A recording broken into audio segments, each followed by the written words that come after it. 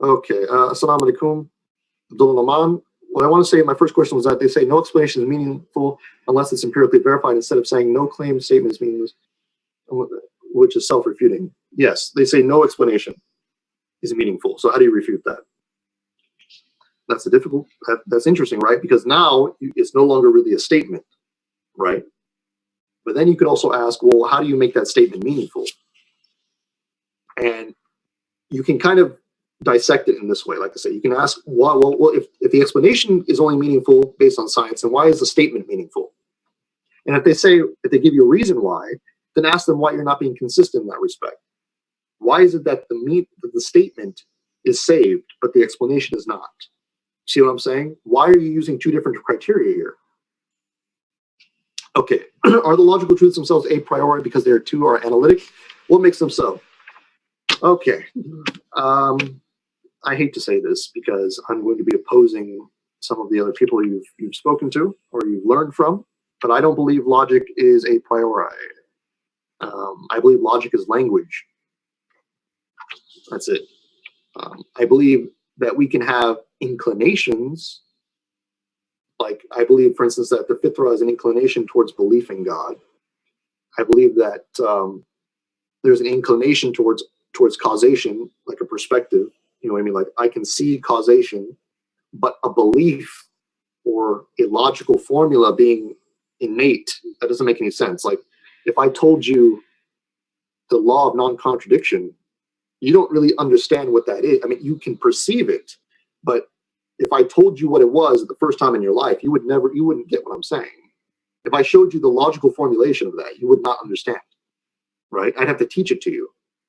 But you are inclined to it. You're inclined to naturally perceive the world as not contradicting itself. You see what I'm saying? So that's why I would not say that logical truths are a priori, because logical laws, logical truths, you know what I mean, aren't really, those are things that we write. Those are things that we have expressed through language. If logic is reduced to language, is language a priori then? I don't think language is a priori either. Everyone's like, why? I'm sorry. I ruined your day, I know. I'm out of water. Oh, goodness. It does, trust me, if you guys are freaking out because something's not a priori, don't. There's nothing, something doesn't have to be a priori to be true or to be axiomatic in some respect. Like, like your fitrah is not based on whether or not it's a priori. Your fitrah is your fitrah. It's all you have. You can take a more consequentialist approach in saying that, okay, well, this is all I have to perceive the world. Like, your brain is what you get, right? You're created with this brain. So this is all you have. So you can't be like, is this true or not? You know what I mean? Is this justified? Like, what other criteria are you going to use? You see what I'm saying? Like, where you can't go outside of your brain and say, does my brain work? No, you don't know. Like, that's all you have.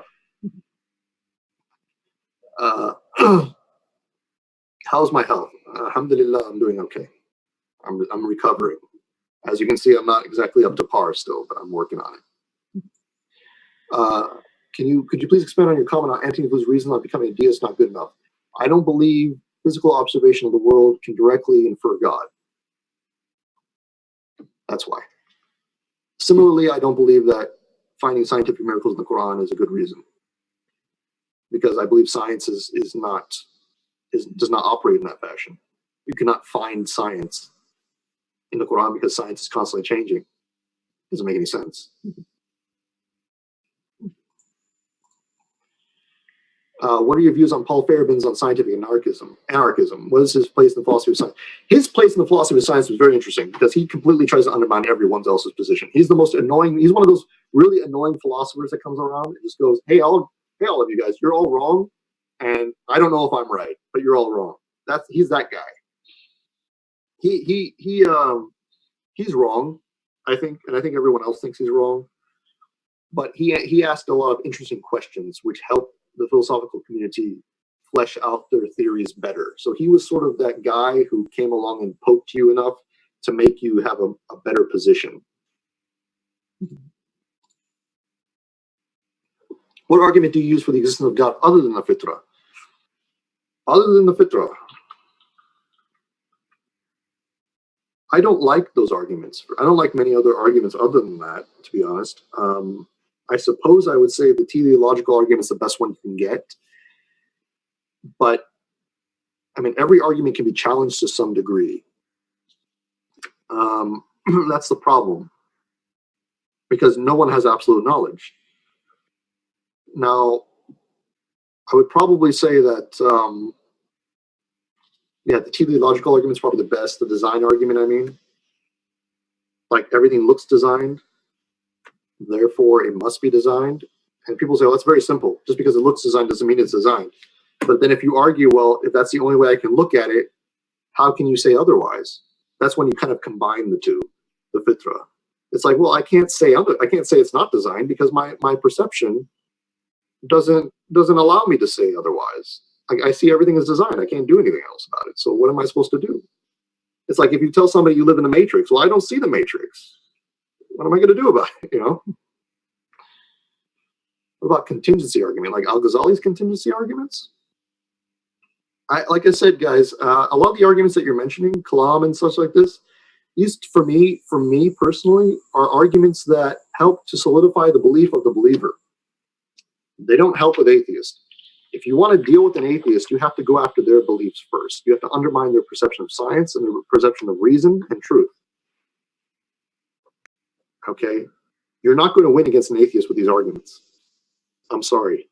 I know that's my personal view. You don't have to agree with me, but in my experience with atheism over the years, it doesn't work. Because unless you destroy their foundations first for what they perceive to be as evidence and reason, you're not going to get anywhere. They can just keep denying your arguments because they're not scientifically based, right? You first need to understand. This is why I said this lecture is the most important one.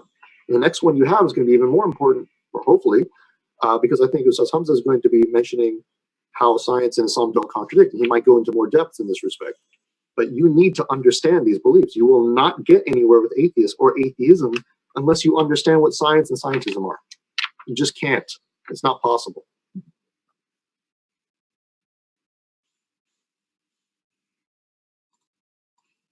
Difference between knowledge and beliefs. It's a good question, and we're going to get into that lecture at a later point in my lecture on Is Islam Logical? I'm going to be explaining what justification is and warrant are, etc., and what the difference between belief and knowledge are.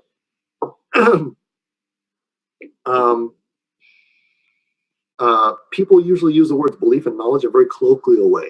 And the problem with a lot of debates today, especially online, is you have a lot of people who don't understand anything. That's what the internet has done, is there's a lot of lay people, a lot of like armchair scholars to come around and express their own views. You know, so a belief, for some people, I've noticed that atheists will use belief in a way that just means opinion. Like an opinion that like you're not certain about. But that's not what belief is. A belief is something you actually have you have an affirmation of. Like if I say I believe in evolution, it means that I think, you know, there's some content there worth adhering to, right? Or I believe in Islam, which is more important, right? It means that I believe that Islam is true, you know what I mean? So belief is not something separate from knowledge. Now, whenever you declare it that way, that means you actually know something. When you declare belief, you're declaring knowledge of the subject. So if somebody says, I believe God does not exist, they're saying that they know in some respect that he doesn't. In the same way, if somebody says, I believe God does exist, they're saying to respect that they believe that he does, right? So some people try to demarcate between the two, but it's nonsense. There is no demarcation. If you say, in my opinion, I believe that, you know, you're just saying that you know this, and you're just trying to be like going around the bush, right? It's the same thing. Or ask questions just because you want to entertain me, or vice versa. I can do a very good Richard Dawkins accent, but I don't know if I can do it right now. Let's see. Abu Faris, is the universe beginningless, as argued by many contemporary atheists, Hellenic and Arabic philosophers? No, I don't believe so. I don't believe there's any reason to believe it's beginningless. There's no reason to. I don't see a purpose behind that. I don't think the arguments are convincing. My orange juice is gone. Yeah. If you have any questions about the material, please ask now.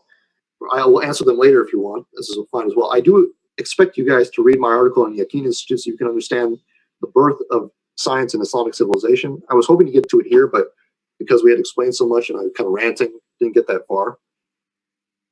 But I do expect you guys to read it. And I've also provided additional reading material. I want you guys to pick up this book. You can get it online in PDF if you want. But I prefer to have hardbacks for especially important books like this. The Structure of Scientific Revolutions. This is the 3rd edition. I believe it's the 4th edition now. It's a little bit dry. But if you really want to understand Thomas Kuhn and how revolutionary his beliefs are in terms of science and what he did to change the world, because he did change the world in terms of how science is understood. And maybe not among the normal population, but among scholars, among people who actually, study science, he was the big deal. It's a very short work. It's only a couple hundred, let me see. It's like 200 pages, but big script. Okay. It's kind of dry, but he explains his theory, he explains paradigms, he explains everything. And I think it'll open your eyes a lot more. I'm hoping that this lecture was a good primer for you, that you learned a lot, that you understood some things. I hope you go and find more information about the people that I mentioned, about the ideas that I mentioned. I hope you ask more questions in the future. And I hope that you enjoyed and benefited from this lecture. I apologize there wasn't much Islamic material in here. The problem is that we're focusing on a subject that needs a lot of attention in order for you to ascertain atheist thought. And unfortunately, a lot of Islamic scholars today do not have the tools necessary to do that. So we need to kind of start ascertaining this at a higher level. And I need to really focus on these aspects only. So I apologize for that if you felt a little bit underwhelmed in that respect. But I do consider this the same as I consider any of my other academic lectures. So I do hope that also my lack of health was not a detriment as well. Let's see. I will answer the rest of these questions, and then we can leave it at that. Excuse me. Mohammed Zia. Before this lecture, I thought it was Kant who first rejected pure reason or made pure reason a supplement to empirical science. But this lecture makes it seem like the rejection of pure reason was more of an accumulative effort. It was more of, a discussion between philosophers, starting with Descartes, Hume. Okay, Descartes came first for modern philosophy. Hume responded to Descartes. Kant responded to Hume. Hegel responded to Kant, or fulfilled Kant's, paradigm. Heidegger responded to Hegel. Okay, the analytical philosophers in the West then responded to them. Other analytical philosophers responded to them. Then you get all the way to Kuhn, and then you get Wittgenstein, then you get a bunch of other people. All these philosophical ideas are all responses to each other. That's the funny thing. It's not like they all come out of thin air. Everyone's responding to everyone else. To what degree can the Kuhnian paradigm shifts be applied to religion on non-fundamental issues? A lot. He didn't intend for that to happen, but the Kuhnian concept of paradigm has been applied everywhere since he invented it. Sociology and religion. Another individual by the name of Hans Kuhn, not Kuhn, but Kuhn, a Catholic theologian, wrote a number of books using paradigms or Kuhn's thesis in order to understand religious concepts. You don't have to agree with him, but I think it's very fascinating. You should read those if you want. How do we show atheists that they can't justify reason to begin with when they criticize Islam? First, you have to undermine their understanding of science. If you can show that they can't justify the reason through science, then what's the point in doing anything else? They are technically using the reason to justify their scientific understanding. It's just that their scientific understanding doesn't justify their reason. It doesn't work that way. So they're just shooting themselves in the foot. What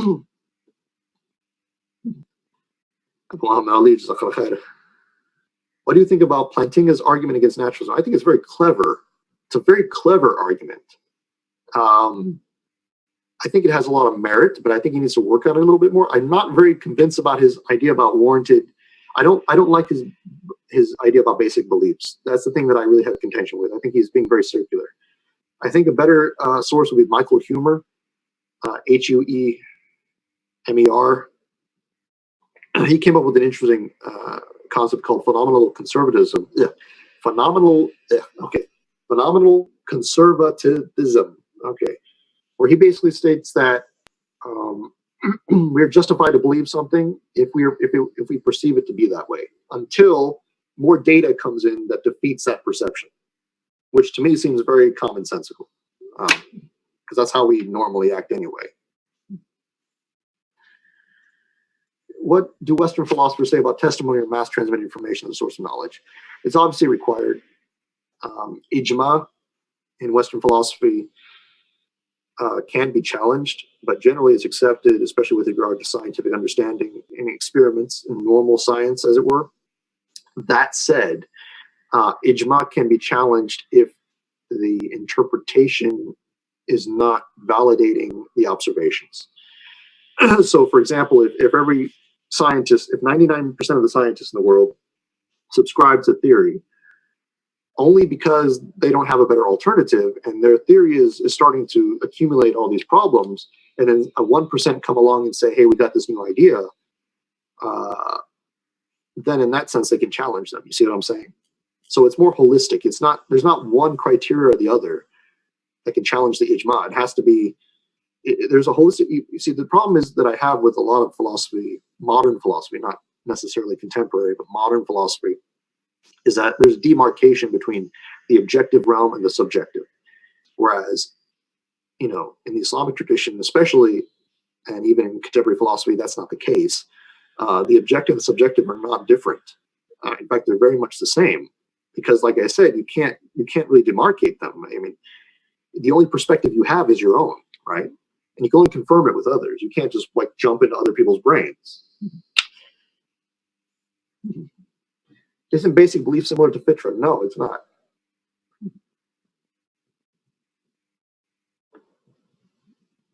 I'm not going to get into that too, but it's not.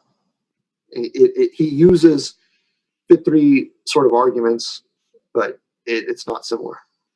Not in my opinion. I could be wrong, but that's not according to me. I studied under one of, when I was doing my bachelor's degree, I studied under one of the students of Plantinga. He was my supervisor, and you know, he confirmed to me a lot of his ideas. I became interested in Plantinga during that time, but I didn't agree with him necessarily. What is the difference between Plantinga's performed epistemology and fitra argument? Fitra argument deals primarily with natural inclination, whereas Plantinga tries to establish beliefs in such a way that they're sort of like what's the word? It's not necessarily based on intuition. Let me just put it that way. Like fitra arguments are based on intuitionist beliefs, or the concept of intuitionism, whereas Plantinga is like non-reducible, self-evident ideas, right? Like foundational views, foundational beliefs. Whereas the fitra is not a foundational belief. The fitra is an inclination. It's a state of being. It's a state of perceiving. It's not a belief in and of itself. Do you understand? That's the difference. So Plantinga is like, this is basic beliefs. Fitra, not beliefs. Perception, inclination. Not according to me. Fitra is not, for me, fitra is an inclination towards belief in God. It's not a belief in and of itself.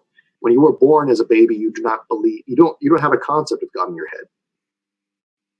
If you're a baby, do you understand what, can you comprehend mercy? You can perceive it. You see what I'm saying? Like you can experience it, but you can't tell me what it is as a baby. You don't understand. You don't even understand what a word is, right?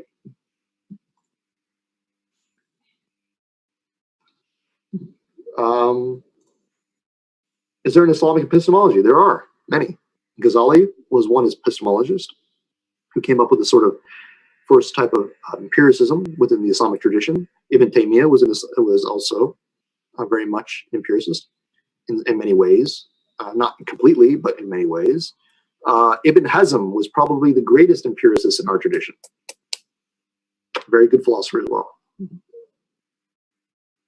How do we get good at recognizing fallacies? Practice. Practice not making them. Try spotting them as well. Like if you study a fallacy, say like, what is an ad hominem, and then look for them. It's practice. The same thing as language. How do you get good at that? You got to practice. There's so many fallacies, but you can catch them over time.